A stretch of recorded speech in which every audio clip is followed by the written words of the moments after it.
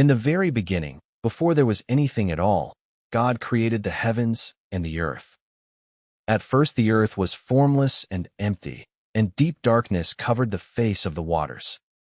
And the gentle Spirit of God moved softly over the surface of the endless deep.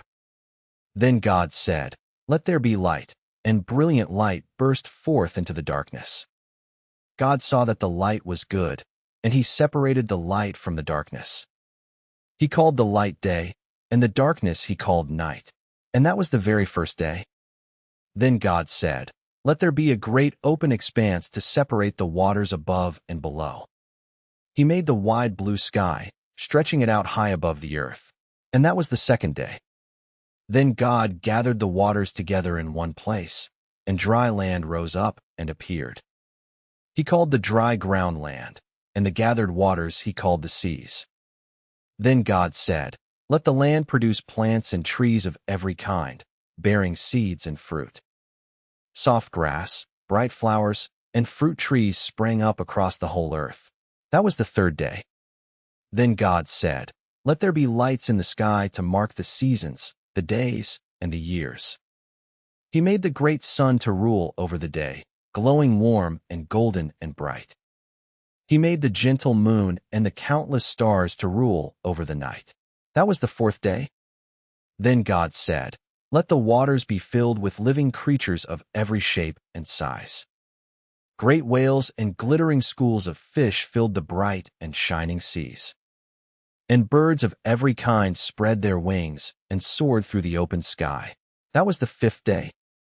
Then God said, "Let the land bring forth every kind of living animal that walks the earth."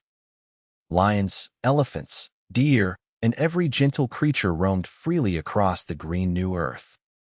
Then God did something truly wonderful. He formed the very first man from the dust of the ground. He breathed the gentle breath of life into him, and the man became a living, breathing soul. God named the very first man Adam, and loved him dearly as his own child. God planted a beautiful garden in a place called Eden and gently placed Adam within it. The garden overflowed with fruit trees, sparkling rivers, and every good and beautiful thing. In the very middle of the garden stood the tree of life, and the tree of knowledge of good and evil. God told Adam he was free to eat from any tree in the garden, except for that one. For on the day that you eat from it, God gently warned him, "You will surely die." Then God brought all the animals to Adam, and let him give a name to each and every one. Adam named every bird and beast, but among them none was a helper just right for him. So God caused Adam to fall into a deep and peaceful sleep beneath the trees. From Adam's side, God lovingly formed a woman, gentle and wonderfully lovely. When Adam awoke and saw her, his heart filled with joy to meet her at last. God named her Eve, and together the two of them became the very first family. Adam and Eve lived joyfully in the garden, unashamed, free, and wonderfully at peace. They walked with God in the cool of the day, living in perfect love and harmony. But in the garden there lived a crafty serpent, more cunning than any other creature. One day the serpent slid quietly up to Eve as she stood beside the forbidden tree. "Did God really say you must not eat from this tree?"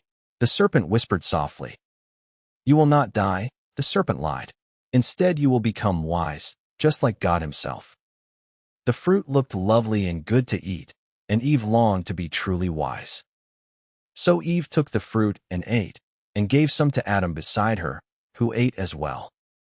At once their eyes were opened, and they suddenly knew that they had done wrong. Filled with shame, the two of them hurried to hide themselves among the garden trees. Then God called out gently to them, "Adam, where are you?" Trembling with fear, Adam admitted that they had eaten from the one forbidden tree. There were sad consequences for what they had done, and they had to leave the beautiful garden.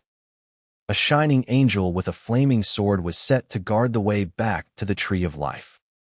Yet even then, God never once stopped loving Adam and Eve. He lovingly made warm clothes for them, and continued to care for them still. And God made a wonderful promise that one day, everything broken would be made right again. So began the story of our whole world, a story of love, held forever safe in God's hands.